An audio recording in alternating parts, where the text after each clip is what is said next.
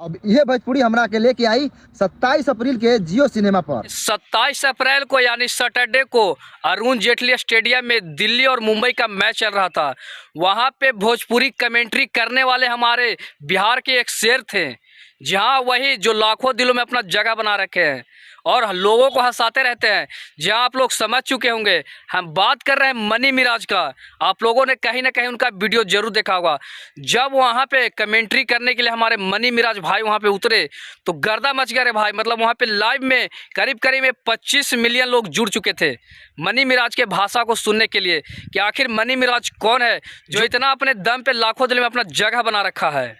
तो हम आप लोगों को बता दें, मनी मिराज के साथ वहाँ पे एक और बंदा बैठा हुआ था जो इंडिया टीम के बहुत बड़े गेंदबाज और बल्लेबाज हैं। जी हाँ, मोहम्मद कैफ। हम लोगों को गर्व करना चाहिए भोजपुरी भाषा पे। इतना लोग वैल्यू दे रहे हैं कि हमारा भोजपुरी भाषा पूरे वर्ल्ड में लोग सुन रहे हैं कमेंट्री भोजपुरी में।